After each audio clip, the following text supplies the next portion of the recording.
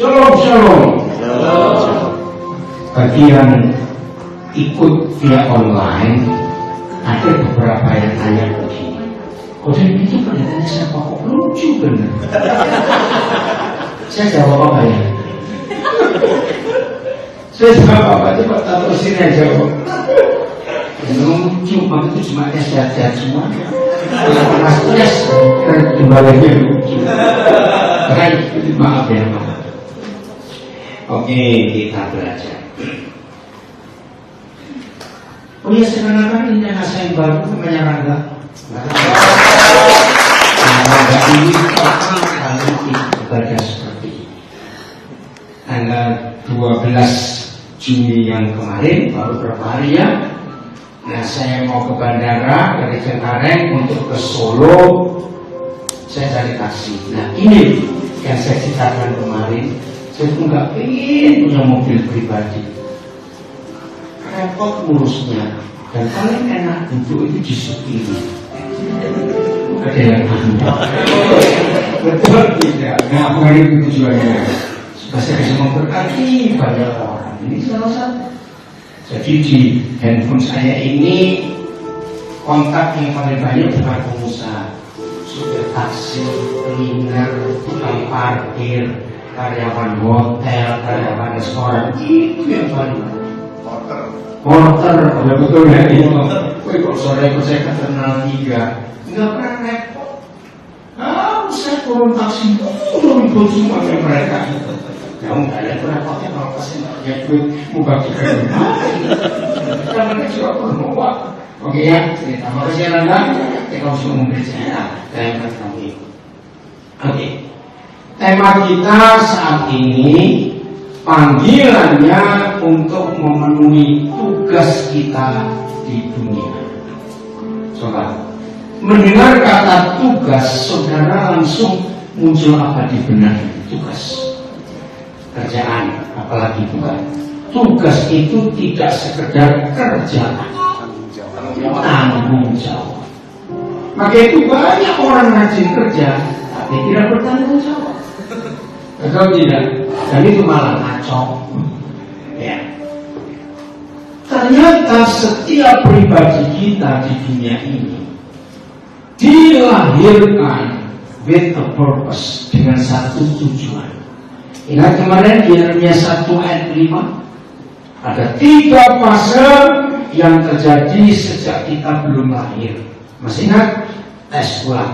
Fase pertama apa yuk? Jangan lihat catatan.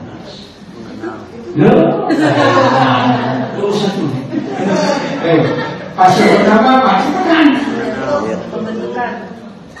Sebelum papa mama kita menikah, Tuhan sudah kenal siapa kita.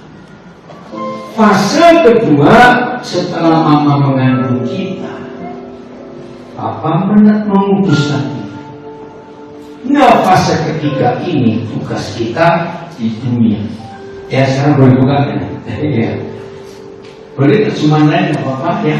Aku telah menetapkan engkau, nggak ada. Kalau TSI persenjataan banyak nggak adanya. Oke, kembali ke terjemahan. Oke ya. Teman baru sekarang nggak apa-apa. Ini 3 fase yang luar biasa. Saudara, gara-gara ayat ini, maaf ya, saya itu paling suka dalam tanda kutip mempunyai anak-anak yang cacat fisik. Kenapa?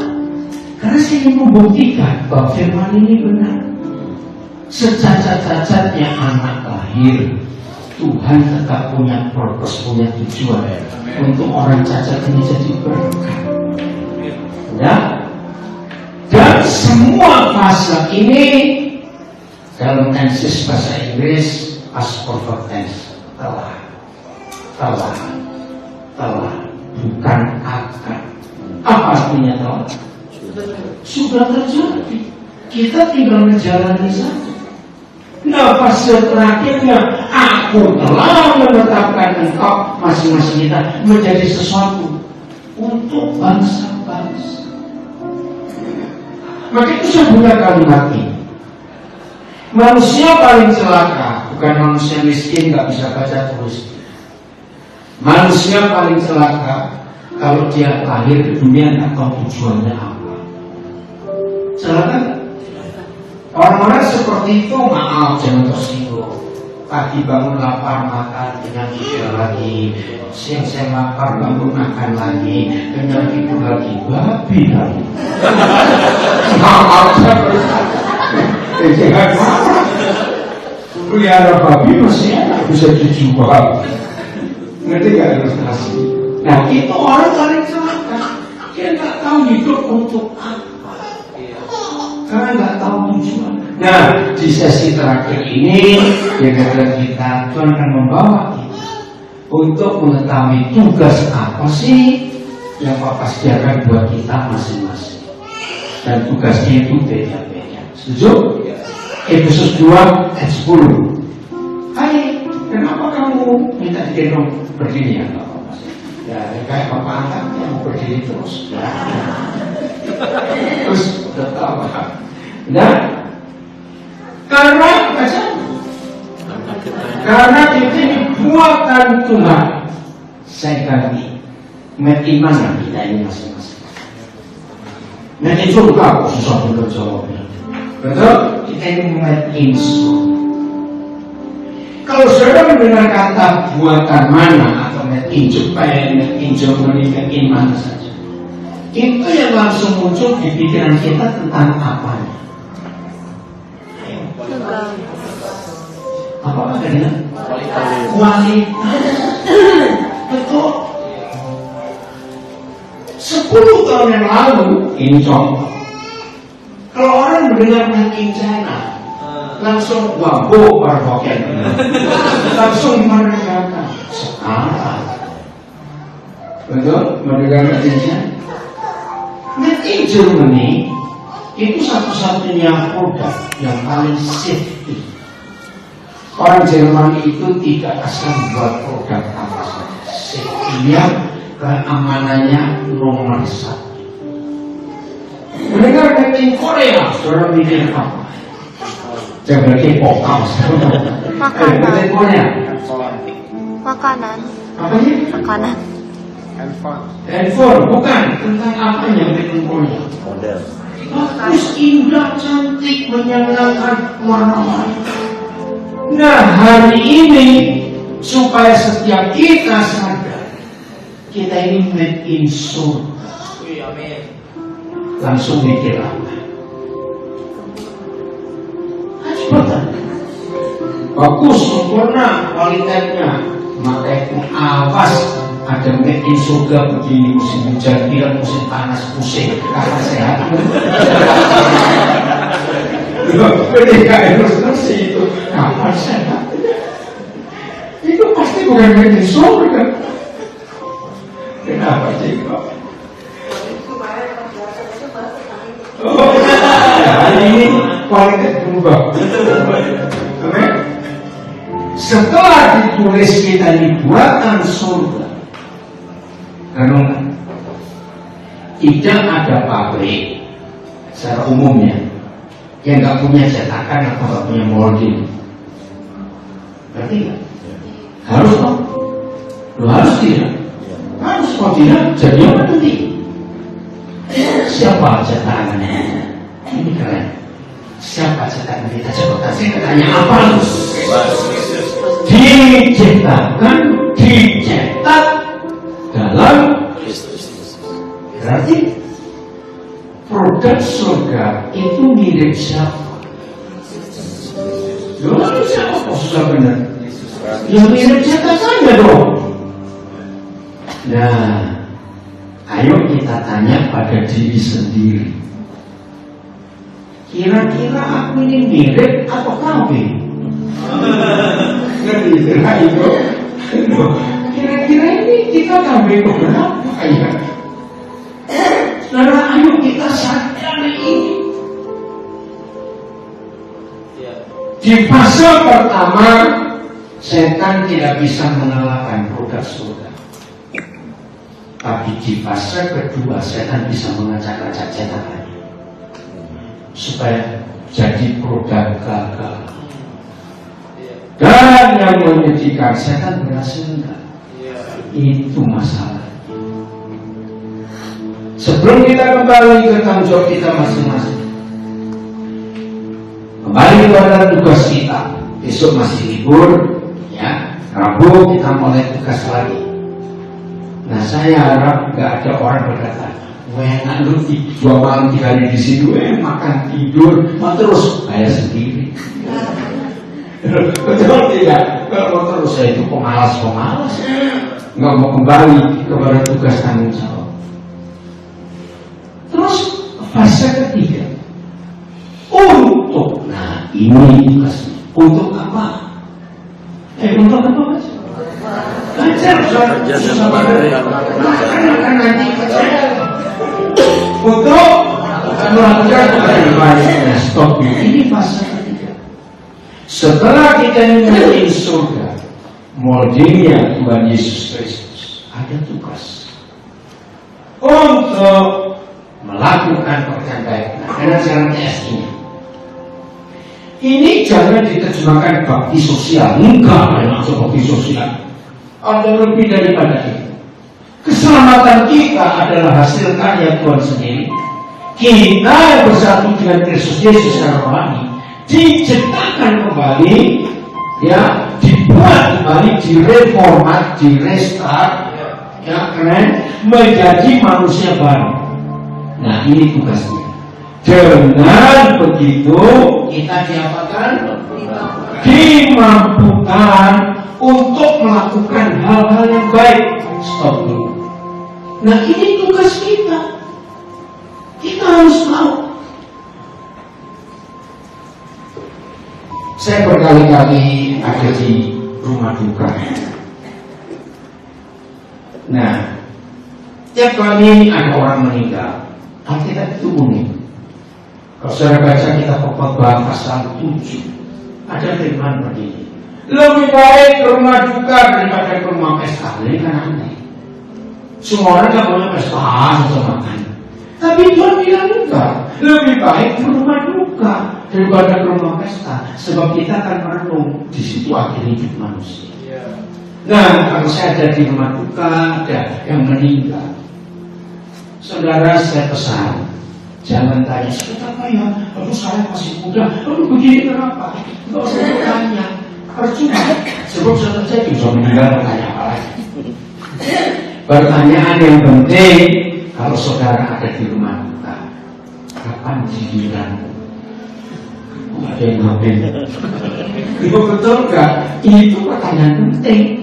Untuk meninggal kenapa? Kalau ditanya bisa meninggal kok. Setuju? Giliranmu kapan? Nah, itu harus tahu. Tapi nggak ada yang tahu. Nah, ternyata Tuhan itu tidak menentukan bahwa orang yang panjang umur itu pasti hidupnya berkenan kepada Tuhan. Belum tentu. Kenapa? Menurut ayat ini, ukuran seorang manusia bukan berapa panjang umurnya, juga bukan berapa pendek umurnya. Menurut firman ini, ukuran Tuhan buat setiap kita, apa hasil hidupmu? Setuju sama ngomong ini? Maaf ya, jangan tersinggung. Jangan pengen jadi tua, tapi ngerepotin orang terus. Bagaimana namanya? Terus itu juga, apa panjang umur nyusahin semua orang? Tapi berbahagialah kalau ada orang yang umurnya pendek, tapi hidupnya berjasa buat banyak orang. Di Amerika ada film bagus, ada di Netflix, judulnya Pay It Forward. Kalau kamu ditolong orang, jangan balas ke orang itu, tapi balas ke orang lain. Seorang anak namanya Trevor, dia meninggal umur 12 tahun, dibunuh oleh temannya di sekolah, masih muda. Tapi waktu pemakaman Trevor umur 12 itu, yang itu bukan cuma ratusan, tapi ribuan jari filmnya. Bagus sekali. Pay It Forward. Nah, saya kasih tahu film itu, kasih tahu film. Cari sendiri. Tunjukkan anak-anak kita supaya belajar. Bayangkan umur 12 tahun masih muda, terlalu muda. Tapi umur yang pendek itu dia melakukan yang ditetapkan oleh Tuhan dalam hidup. Mengerti sekarang? Maka itu kita tanya, di usia kita sekarang ini, apa tugas yang Tuhan sudah percayakan kepada kita dan kita kerjakan atau tidak? Kembali ke terjemahan baru, fase hal yang keempat. Setelah Tuhan bilang untuk melakukan pekerjaan baik, yang keempat yang bacanya dipersiapkan Tuhan sebelumnya. Sebelum apa? Sebelum kita lahir. Maka itu kalau ada orang yang saudara temui hidupnya putus asa saja, ya saya senang kalau ketemu orang, aku pengen mati, ya udah mati, saya bodoh aja saya bilang ini. Mau mati kok bilang-bilang, ngapain kamu? Loh betul tidak, berarti orang ini cari perhatian. Mau mati kok bilang-bilang. Nah, kalau saya ketemu orang putus asa itu, ajak ngomong tentang tujuan hidup. Lalu tunjukkan film-film kisah nyata, film pendek tentang orang-orang cacat, tapi hidupnya punya pengalaman luar biasa.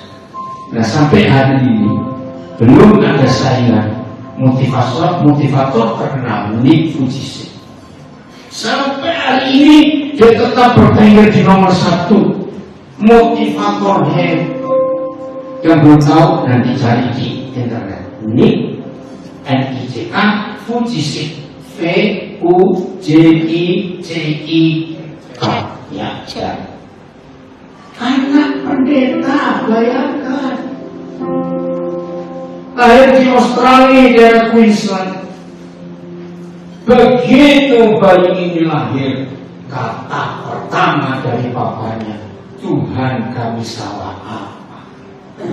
Karena melihat bayinya nggak punya tangan, nggak punya kaki. Kaki kanan cuma seperti telapak tangan saja. Yang lain nggak. Dalam kisah hidupnya Nick, umur 8 tahun dia sudah rencana bunuh diri karena dia diejek teman-temannya dan dia malu. Nah, karena papa mamanya pendeta, maka Nick itu punya iman.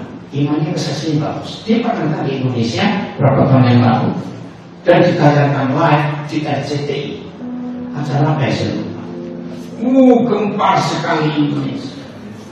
Nah, salah satu doanya bilang, siapa tahu dia ya, lihat dia ada. Siapa tahu aku besok pagi bangun, aku punya tangan punya kaki. Sampai segitunya harapannya. Istrinya cantik, anaknya 4, sudah lihat yang kedua itu kembar.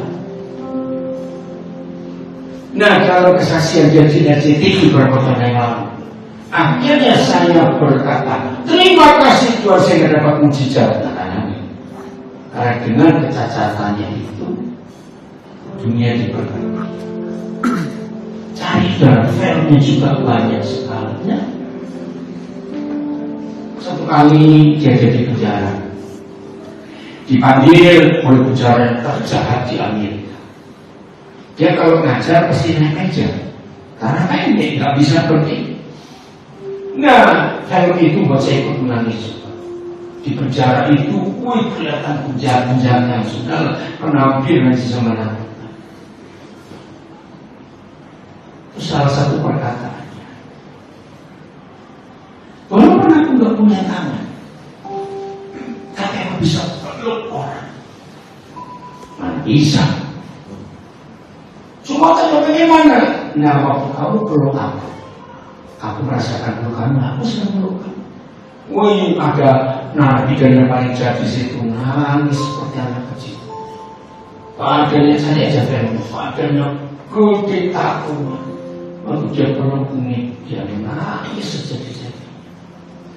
Maka itu sampai hari ini dia menjadi tokoh nomor 1 di dunia. Dia bisa cukur jenggot, gosok gigi, bisa main ski, bisa berenang. Karena masuk akal. Karena dia tahu tujuan hidupnya. untuk menjadi berkat. Justru saya ngomong ini karena dia tahu saya sendirinya bagaimananya. Ya, jadi kembali ke ayatnya terjemahan baru yang dipersiapkan Tuhan sebelumnya. Jadi sebelum masing-masing kita lahir, Allah sudah punya tugas untuk kita. Dan kalimat terakhir, Tuhan mau supaya kita hidup di dalamnya. Di dalam apa? Tugas itu, ketetapan itu, tanggung jawab itu.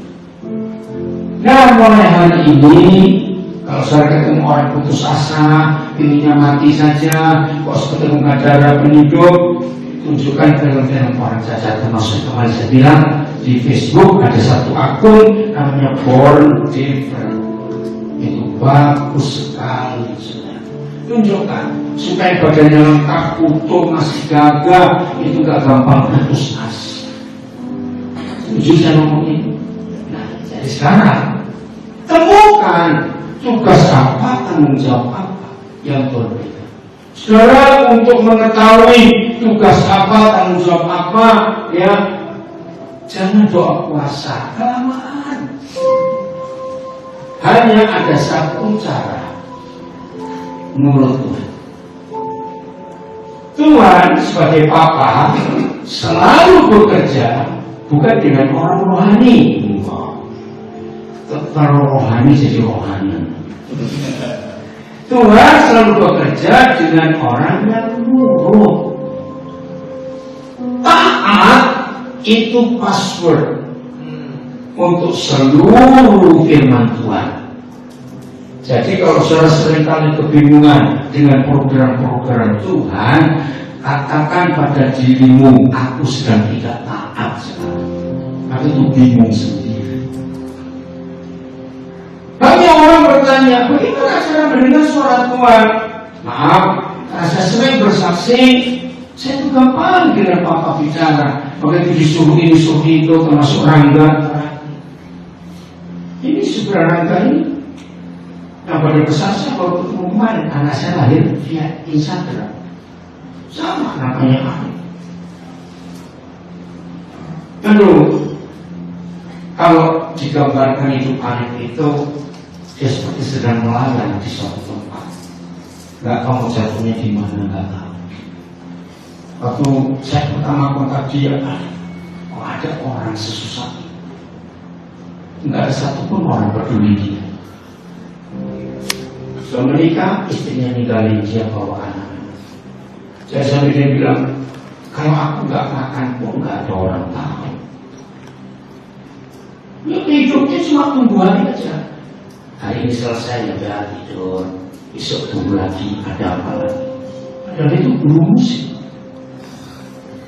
Nah, ketika Tuhan ketemukan dengan saya berapa hari yang lalu, ya, kemarin dia pas libur sekolah musiknya, yaudah ayo ketemu di sini. Nah, ada banyak orang tanya, kenapa kok bisa begitu mudah mendengar suara Tuhan? Saya sudah puasa, saya sudah doa sepanjang, sudah ini enggak. Tuhan hanya bisa bicara kepada orang yang nurut. Jangan bilang aku taat itu susah, jangan. Selalu berkata iya.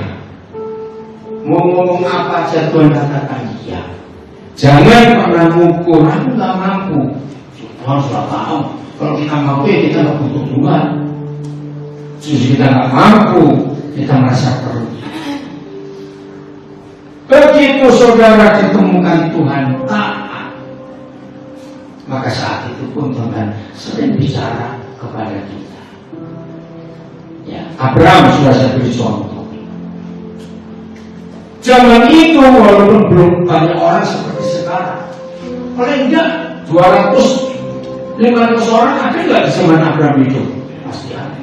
Kenapa Tuhan bicara kepada dia? Maria. Nah, saya harap contoh-contoh ini menyadarkan setiap kita. Maria. Sesedikit-sedikitnya orang di zaman Maria itu, tetap ada banyak gadis tidak di zaman. Saya punya ilustrasi. Bayangkan kalau Tuhan ngomong gini pada Gabriel, mulai besok kamu turun ke dunia. Kemana Tuhan? Persoalan keliling, cari gadis yang mau hamil sebelum nikah tanpa ditunjuk. Saya bisa saja bayangkan, Gabriel perlu berapa tahun bolak-balik surga dunia. Gadis siapa mau sebelum nikah? Saya keliling, ada mau? Nggak ada. Pulang lagi ke surga. Sebalik lagi ke desa lain, ke kota lain. Gadis saya mau sebelum nikah. Nanti nggak terus sini. Kira-kira perlu tahunan nggak Gabriel? Awak coba perlu tahunan nggak? Mengapa Gabrielnya perlu waktu singkat? Nazaret Gabriel namanya Maria. Sebab di mata Tuhan Maria ini gadis yang luhur, di apa-apakan mau. Itu arti kata Maria. Nah itu kalau ada di antara saudara berani pakai nama Maria, tapi dibuat yang luar biasa. Berarti Mario saja. Berani pakai nama Maria, gabrek. Jadi apa kita Maria? Maka itu Gabriel nggak perlu keliling-keliling. Begitu Gabriel tunjukkan begitu kamu akan hamil. Ya coba lihat Lukas 1:35. Ya 35. Oh, ayat 34 supaya tahu ya, 34. Nah, Lukas 1:34. Kata Maria kepada malaikat itu, coba renungkan, ini kata-kata ini ringan atau berat? Kata Maria kepada malaikat itu, bagaimana itu boleh terjadi? Karena aku belum bersuami. Ini ringan atau berat pertanyaan? Oke, berat. Pertanyaan kedua, dalam perasaan Maria menanyakan bagaimana aku belum menikah Isabel, Maria ada keraguan atau dia mengurut setelah dijelaskan? Ini penting pertanyaan. Mengurut atau ragu-ragu? Ini nangis. Jadi Maria itu siap. Ingat kalau zaman itu hamil sebelum nikah resikonya apa? Mati. Dengan mengerikan, mati pelan-pelan. Bukan dengan paling bakok tapi batu. Beda sekali. Karena satu hari saya lupa tahun berapa, saya merenungkan tentang Maria. Maaf ya, Tuhan tahu saya ini mau disuruh apa saja, hampir sering. Nah, satu hari Roh Kudus bilang, dan kalau kamu jadi Maria dan aku tahu kamu nurut, kira-kira kamu minta syarat apa kepadaku? Betul juga. Nah, saya ingin yang ada di sini coba temukan. Kalau Tuhan itu tanya saudara untuk mengerjakan sesuatu seperti ini contohnya, dan saudara nurut, minta syarat apa kalau saudara Maria? Saya minta 2 syarat. Tiba-tiba muncul 1, tolong beritahu tunangan saya. Betul, segoblok-gobloknya cowok goblok. Cium tidak, meluk tidak, foto hamil. Ngerti gak? Ngerti gak pertanyaan? Yusuf mikir gak? Sama siapa? Aku gak apa-apa. Jadi syarat pertama saya bilang, Tuhan, saya siap ambil, tapi beritahukan kemenangan saya. Saya itu gak selingkuh. Yang kedua, saya bilang, Tuhan, saya siap ambil, tapi boleh gak perut saya gak besar. Itu kan saya. Begitu. Coba saudara pikir, kalau saudara Maria saudara minta syarat apa? Jadi ya Tuhan tertawa saya minta syarat begitu. Nggak mungkin dong ambil kok perutnya besar, anaknya setikus. Oke, lihat ayat 35. Begitu Gabriel mendengar pertanyaan Maria, jawab malaikat itu kepada Maria, Roh Kudus akan gini sampai 37 selesai. Lihat ayat 38.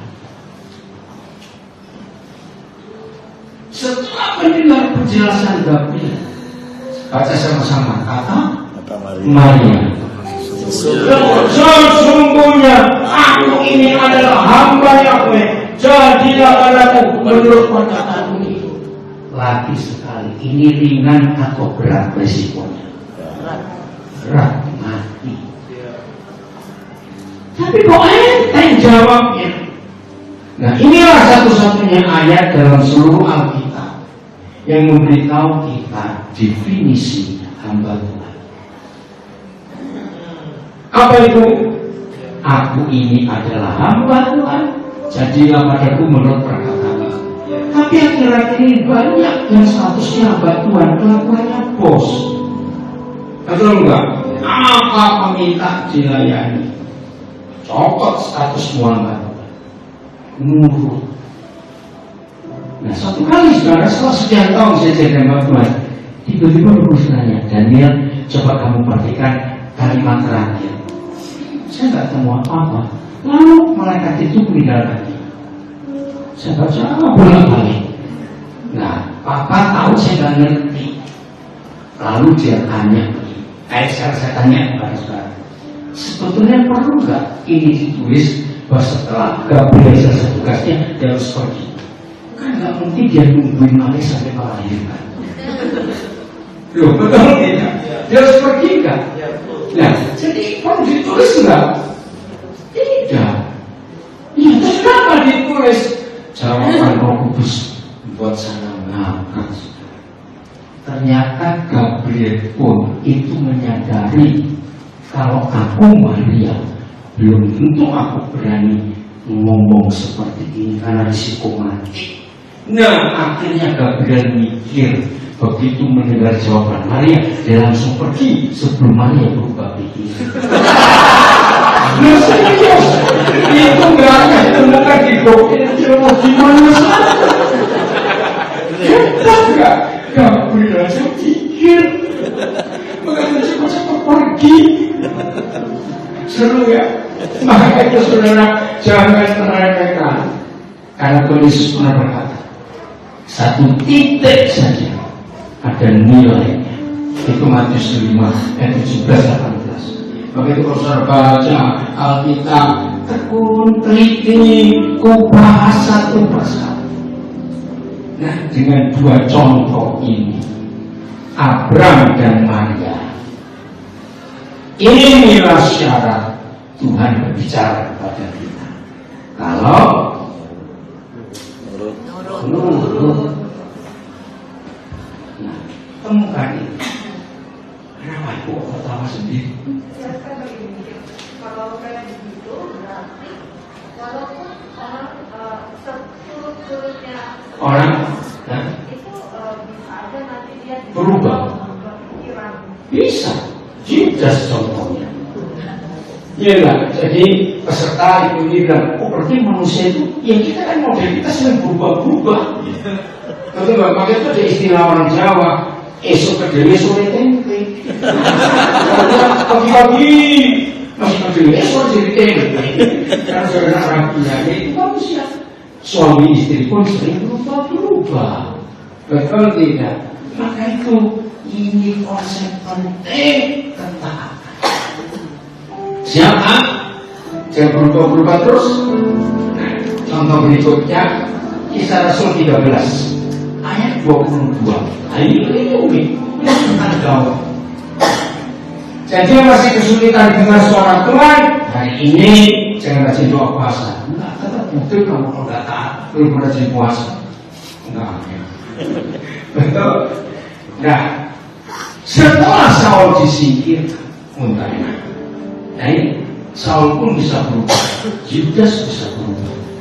Itu manusia. Bahkan pertanyaan tadi, terima kasih Ibu membuat kami semua saja. Ini ya, ini ngomong. Dari 12 murid Yesus yang bengkok berapa orang? 3. Petrus, Thomas, Judas. Betul nggak? Pertanyaannya, apakah Tuhan Yesus ngajar antara yang 9 dan yang 3 beda bahan? Beda bahan tidak? Nah ini loh masalahnya. Yang ngajar Tuhan Yesus nggak pernah diganti oleh guru lain. Yang mendengar masih bisa milih-milih. Apalagi kita hamba Tuhan, jangan sombong. kok. Iya, betul. Pasti murid-murid kita bisa miring-miring juga, ya. Yang Yesus ngajar aja bisa miring-miring. Bahannya sama, betul? Mereka dengan jam yang sama nggak 12 menit. Iya. Itu loh perubahan hidup kita. Kalau nggak serius dengan itu. Setelah Saul disingkirkan, kenapa disingkirkan? Karena dia nggak nurut. Tuhan bilang habiskan semuanya, tapi Saul kaki ini kambing gemuk, ya sapi gemuk. Ya hari ini dari korban seperti kamu sih. Bagus dong untuk persembahan. Tuhan mengangkat Daud menjadi raja mereka. Ini kalimatnya. Tentang Daud, Tuhan telah menyatakan. Apa dinyatakan Tuhan kepada Daud tentang Daud? Aku Sam, ini kan saya bersama.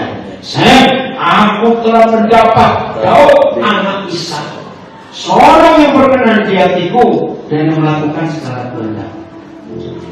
Pelan-pelan. Ketika Bapa di surga bicara tentang Daud sejelas ini, walaupun cuma 2 kriteria, seorang yang berkenan di hatiku dan dia adalah orang yang akan melakukan segala kehendak. Tapi ini 2 hal yang hebat. Ini pertanyaannya. Waktu Yahweh Tuhan bicara kepada Samuel tentang Daud sejelas ini, Daud sudah dipanggil, sudah dipilih, sudah diurapi atau belum? Belum. Belum apa-apa. Nah, manusia akan wajib bertanya.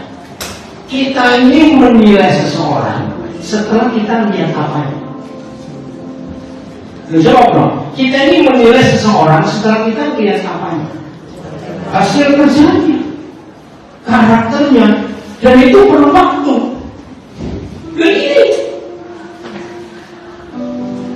Tuhan belum ngomong apa-apa kepada Daud. Daud masih jadi gembala. Lu ngerti nggak maksud? Ini tidak siap, saudara. Berarti kesimpulannya Tuhan sudah tahu sebelum kita buat apa. Nah, mampukah setiap saudara menunjukkan sikap ini sebelum kita apa-apa dengan Tuhan? Ngerti nggak maksud saya? Nah, jadi ini bukan karena doa puasa kita, bukan rajinnya baca Alkitab, hafalnya ratusan ayat, tidak. Itu sikap hati yang hanya Tuhan dengan diri kita yang tahu, orang lain tidak tahu. Menurut enggak? Ayo mulai hari ini supaya topik yang kita bahas, panggilannya untuk mengetahui tugas Tuhan selama kita masih di dunia. Itu hanya karena Tuhan menemukan kita ini disuruh apa-apa mau. Tahu? Jadi tidak ada kriteria. Nomor 1 saudara supaya berbicara kepada kita, puasalah 40 hari dalam sebulan. Enggak ada yang jawab. Nah itu pikirlah. Betul? Aneh nggak doa seperti itu? Nah, karena saya punya pengalaman. Di suatu kota kecil, saya diminta temanya doa puasa. Dan saya bilang, doa puasa itu bukan soal gerakan kan? Tapi soal tahu kehendak Tuhan puasa. Tiba-tiba ada satu orang tersinggung. Yang gak cocok, gak bisa Pak. Bapak gak tahu saya ini. Jadi kalau puasa sebulan itu 40 hari. Saya pertama begitu rohani sekali dia. Pulang Pak, pulang. Begitu kan pulang, puasa Pak. Ada orang kayak begitu. Sombongnya puasa sebulan 40 hari. Yang 10 hari utang di bulan berapa? Nanti ilustrasi itu. Nah, nomor 2 harus begini. Nomor 3, nomor 4 enggak. Baru nanti suara bisa tinggal suara Tuhan. 1. Apa tadi? Nurut. Maka aku. disuruh apa saja mau. Pengalaman saya pertama dapat perintah yang unik. Ya, itu tahun 78 kira-kira saya lupa 76. Tahun itu, zaman itu belum ada kredit untuk apa saja. Ya, kredit baru ada, ya mungkin tahun 80-an lagi. Nah, saya tuh mengumpulkan uang untuk bisa beli motor Yamaha bebek waktu itu. Ya, saya mengumpulkan uang. Saya beli kira-kira 76 cuma saya. Itu 111.000 zaman itu. Senang saya punya motor, saya rawat baik-baik karena cuma itu yang saya ada untuk pelayanan. Saya keliling kemana-mana. Nah, suatu hari saya lagi khotbah di gereja kecil di pinggiran kota Surabaya. Nah, pendetanya namanya Pak Soekarso Hadi. Saya kenal baik dengan mereka. Sudah meninggal semua, tinggal anaknya meneruskan gereja itu. Namanya Bowo. Tadi saya khotbah, terus bilang, nanti kamu pulang naik bemo, dulu belum ada taksi, cuma bemo. Tinggalkan motormu, kasih ke Pak Karso. Saya nggak bangga, saya nggak pakai tanya, ini suara itu suara siapa? Sama sekali tidak. Selesai khotbah, saya diajak makan, terus saya bilang, Pak Karso, ini bahasa Surabaya, motorku tak tinggal. Loh, terus kamu boleh lupa apa? Bemo, saya bilang begitu. Kamu pernah apa? Lu tinggal di mana? Saya mau PN. Saya bilang, ambil. Wow, ibu kepalanya nangis. Den, kamu tahu sudah berapa tahun kami berdoa. Kami ini suami istri kalau pelayanan ke kampung-kampung itu naik sepeda gores itu boncengan. Pak Karso sudah makin tua, nggak mungkin walaupun saya kurus bonceng saya terus. Jadi betul dia kamu tinggal, iya. Nah, sejak hari itu, amin, Tuhan itu rajin bicara kepada saya dan tidak satu pun maaf saya bantah. Karena saya kenal ini suara siapa. Ini contohnya lagi. Karena kamu boleh cerita nggak? Kenapa kok kamu sampai tadi malam bisa WA apa? Pak, boleh nggak saya ikut melihat Papa khotbah? Sini coba. Ayo Rangga. Rangga ini Mama Padang, Papa Makassar. Itu betul ya? Coba Rangga cerita dulu. Pertama kali Papa masuk ke mobilmu, terus Papa saya cerita ada apa? Gak banyak kok berarti. Ayo. Selamat siang. Siang. Iya, kenapa? Kamu hari bisa mengingat dia Papa baik kenapa? Supaya Papa orangnya baik dan terus kita pada. Terus, pertama kali masuk kasihmu, Papa bilang apa? Kamu kaget? Oh, Papa bilang, Langsung masuk ke sini. Papa bilang kok kurang disayang dengan orang tua ya, orang tuanya sendiri menjalankan hidup, ya. Agak menjalankan hidup ini sendiri waktu masih punya orang tua. Agak masih terlalu. Apa suaranya? Oh, suara pelaya. Jadi gimana? Siapa Papa ngomong itu kamu kaget? Ya, kaget.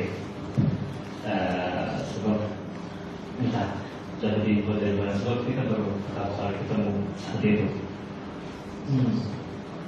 Udah, lanjutin tanya. Banyak saudara yang saya tidak pernah menyangka.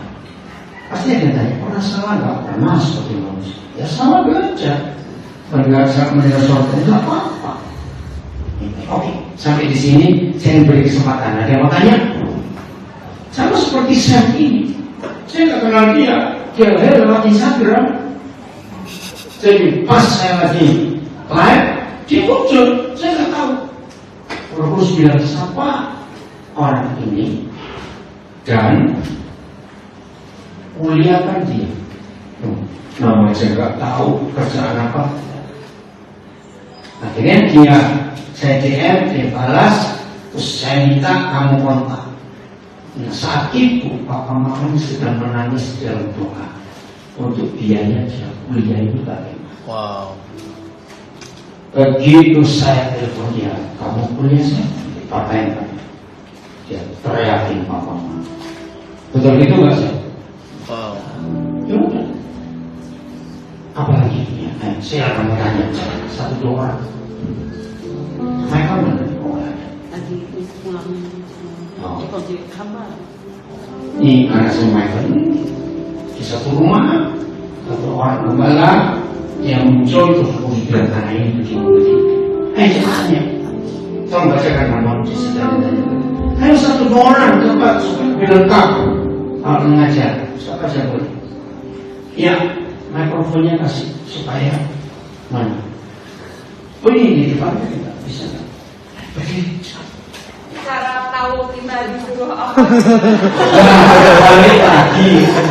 Gak usah tahu dulu, tanya dulu. Cara dengerin gimana? Loh, ya kok saya dengar otomatis kalau bicara. Jadi gak ada cara untuk mendengar. Pokoknya kalau Tuhan tahu saudara taat, dia langsung bicara. Bicara lewat macam-macam. Bisa lewat mata, melihat sesuatu, lewat suara, telinga, bisa lewat perasaan, di hati kita, atau ide.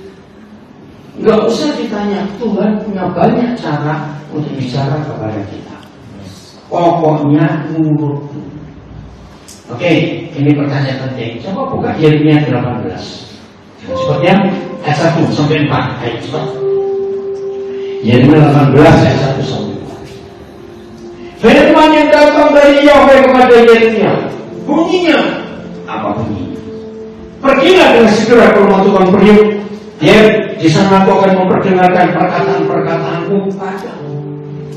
Logika saja. Saya nggak tahu logika saudara. Berarti di rumah tukang periuk ada ibadah nggak?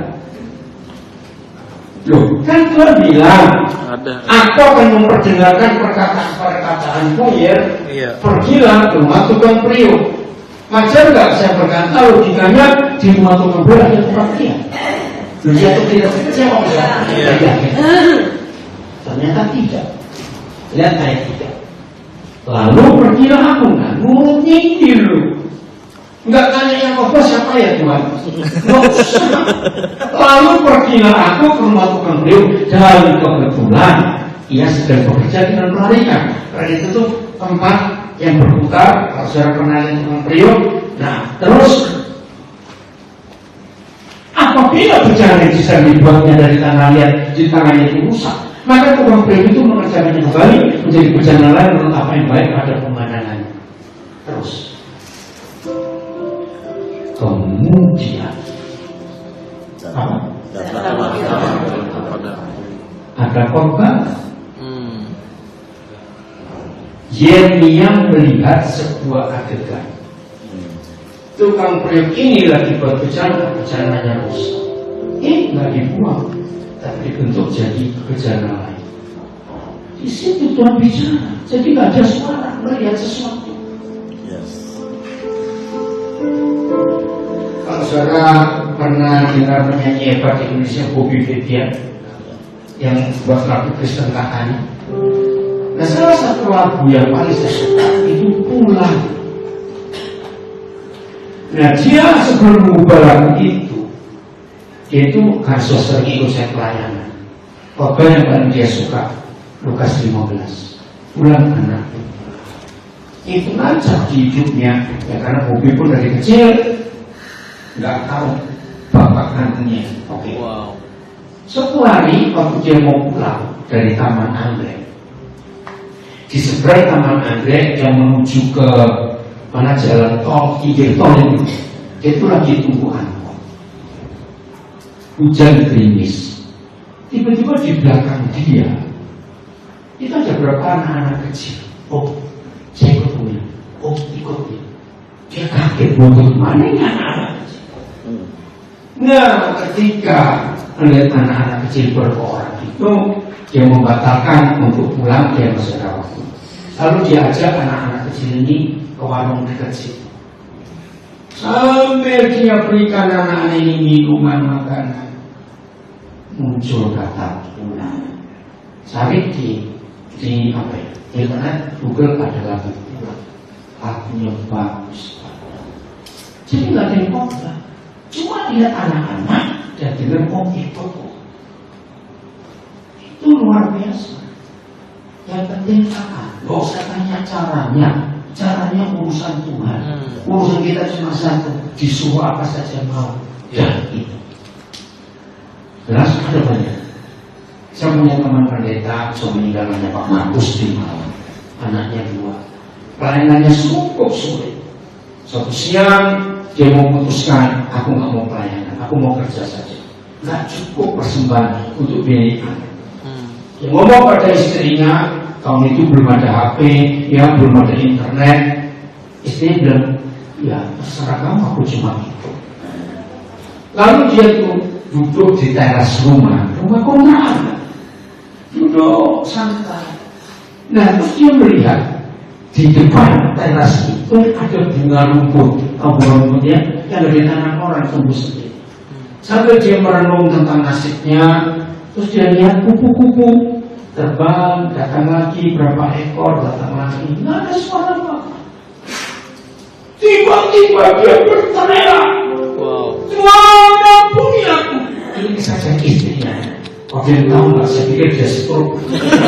Tapi sudah ada apa-apa. Dan dia baru ngomong dengan saya mau nggak mau melayani Tuhan lagi. Lari istrinya, nangis suaminya Pak Markus ini. Ada apa-apa? Aku bertobat. Kenapa? Itu dia ceritanya bunga-bunga. Tuhan bilang, kupu-kupu itu gak pernah nanam bunga. Tuhan yang nanam. Kalau kupu-kupu aja aku pelihara, masa tidak bisa pelihara? Sampai akhir hidupnya dia tetap setia. Enggak ada apa-apa. Tadi sekali itu Michael sudah balik. Mike dari papa panggil kamu. Iya pak. Ya masih sebentar. Cerita saya. Pertama kali ketemu, dulu ketemu masih kurus kan. Ya di rumah Pak Stefan itu. Jadi pas dia masuk, aku ngomong sesuatu tentang masa kecil gini. Enak. Sip.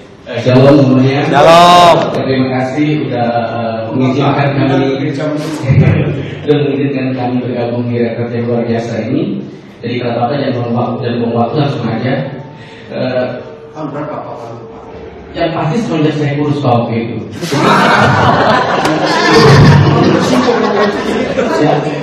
Ya, sekitar 9-10 tahun yang lalu. Jadi gini singkat cerita, mama mertuaku ini sekaligus jadi ibu gembala dulu ya. Jadi ceritanya, mama mertuaku tiba-tiba begini, kamu datang ke sana itu, mama mertuaku kalau mau berapi-api ya maksudnya.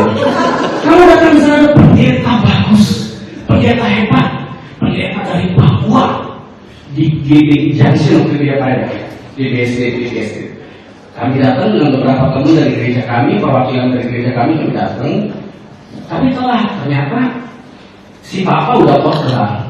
Nah, mendengar kata pendeta dari Papua yang terbesit pertama kali di pikiran saya adalah kita kerja gitu. Ya ngomong itu kan enak banget. Mata yang lentik, mata yang gelap, yang ya kulitnya hitam manis gitulah ya. Saya terpikir seperti itu sampai si Papa selesai khotbah, saya masih cari mana yang namanya pendeta Daniel Alexander. Nah, karena mama mertuaku nitip amanah, katanya nanti minta jadwal pendeta Koden. Namanya Koden, nggak kerja sebutnya kan ya, sebelum saya manggil Papa kan. Nah, singkat cerita, udah selesai khotbah, saya tanya orang di situ di gereja, mana pendeta Daniel Alexander? Itu dia. Maaf saudara, yang pertama kali timbul dalam diri saya, kok Cina gitu.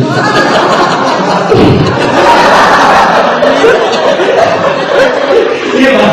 Nah, akhirnya saya ngomong apa? Kan Bapak kalau udah sesuatu biasa kan dihubungin orang banyak kan, dengan anak-anaknya. Saya langsung, Pak, saya dapat amanat dari Ibu Gembala, minta jadwal Bapak, gitu kan? Saya udah nggak ada perasaan apa gimana, minta jadwal Bapak karena biar Bapak di gerejaku, gitu, di tempat Ibu Gembala pun. Si Papa nggak ngomong bisa, nggak ngomong nggak, nggak ngomong tanggal dan sebagainya, ngomong saya minta nomor handphone kamu. Selesai karena itu, udah kami bubar, tapi ternyata setelah acara kebaktian itu ada kayak open house gitu di rumah Bapak Gembala, Bapak Stephen gitu. Nah, makan-makanlah kami. makan. Udah nggak ada hal-hal gimana. Saya pun datang dengan perasaannya lagi gimana, saya happy aja. Ternyata ketika saya mau pamit pulang, ketemu lagi dengan si papa, dan dia panggil, "Hei nak, kesini kamu." Nah dia cuma bilang kayak gini, "Kamu ada masalah apa dengan papa kamu?" Yang tadinya saya ceria, sumringah, berubah 180 derajat. Saya bilang, "Kok kamu?" Ini masalah 1-2 tahun lalu yang seorang pun tidak tahu. Dimana saya punya masalah konflik sama orang tua saya, khususnya papa saya, sehingga saya merasa saya sakit hati, saya nggak mau pulang, bahkan 2 kali sinja saya nggak pulang ke rumah karena saya sakit hati sama papa. Dia cuma mau begini, mulai detik ini, saya apakan? Saya cuma nggak bilang apa, saya cuma bilang, nangis. Ketika saya dipeluk, saya baru merasakan bahwa ini bukan soal apa yang Bapak masih rasakan sebelumnya. Gitu. Saya juga nangis juga, saya papakan, panggil saya papa. Setelah selesai itu saya pikir udah ini saya pikir ini pertemuan ya udah biasa gitu kan.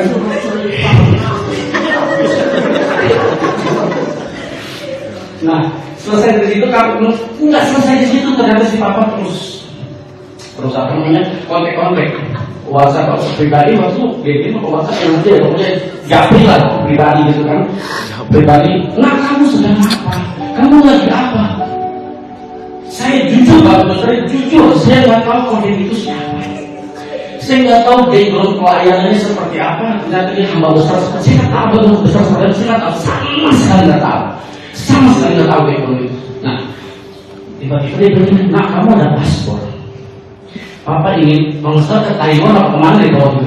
Papa ada pelayanan di Taiwan, Papa pengen ajak kamu." Nah ini dosa saya juga saya hari ini saya mau jujur, itu saya takut sama Papa. Jujur banget, keren loh. Orang macam apa? Kenal juga enggak? Iya. Ngajak ke luar negeri.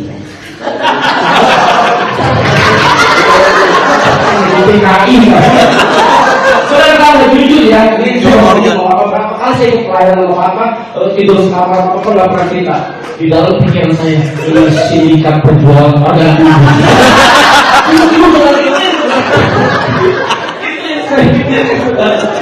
Tapi akhirnya setelah saya cari tahu yang tadinya saya takut, dan sekarang saya bangga bisa manggil seorang Daniel Alsam. Amin. Terima kasih. Itu saja. Amin. Oke, jelas. Tahu tugas kita apa? Asalmu. Nanti Tuhan beritahu kita ngomong apa saja. Tuhan memberkati kita semuanya. Kalau kita mengerjakan tugas ini, amin. Dia akan diberkati. Satu bagian yang terakhir, kembali buatan Tuhan. Ini penekanan. Ternyata apa saja yang dibuat oleh orang, entah rumahan, entah pabrikan, barang-barang itu tidak pernah bisa berguna untuk dia sendiri. Renungan kalimat ini. Saya pertama mendapati sesuatu bingung, maksudnya apa sih? Nah, ternyata benda apa saja, makanan apa saja yang dibuat orang itu selalu berguna untuk yang lain, bukan untuk diri sendiri. Nah, apa maksudnya? Oh, benar. Contoh tusuk gigi. Kalau ada orang dikasih hadiah orang tusuk gigi itu tersinggung. Tapi butuh nggak kita kalau lagi kepepet? Nah, tusuk gigi itu pun nggak bisa berguna untuk dia sendiri. Dia musuh siapa? Karena beli kursi, nggak mungkin kursi itu kalau nggak diduduki jadi kursi, nggak mungkin. Apa saja barang yang dibuat oleh manusia itu ternyata harus berguna untuk yang lain, bukan untuk dirinya sendiri. Siapa pernah dikasih hadiah sesuatu mahal? Saya sampai lupa 4 tahun ingat protong. Betul? Nggak dipakai justru malah rusak. Nah begitulah hidup. Kita ini buatan cetakannya Yesus Kristus. Tujuannya supaya berguna buat Anda. Maka itu temukan dalam hidup ini. Di usiaku yang sekarang, aku ini berguna untuk siapa? Pokoknya mulai ini renungkan, termasuk rumah. Rumah itu salah satu benda unik buatan orang. Siapa pernah membuktikan rumah mewah tapi gak ditempati orang dia rusak? Aneh bukan? Harusnya kalau gak ditempati awet dong, nggak dipakai. Justru malah rusak. Itulah itu. Kalau saudara gak mau digunakan oleh Tuhan, maaf, hidup pasti rusak. Setan yang gak pakai, karena nganggur. Wow. Ayo jadi berkat. Untuk dunia ini, itulah tugas yang memberikan. Setelah keluarga kita dipulihkan semua pulih, ayo jadi jawaban buat dunia. Saya punya istilah dipakai oleh banyak orang. Jangan cuma memaksa Tuhan jawab doa kita, tapi jadilah jawaban doa buat orang lain. Kalau kita bisa jawab jawaban doa buat orang lain cukup.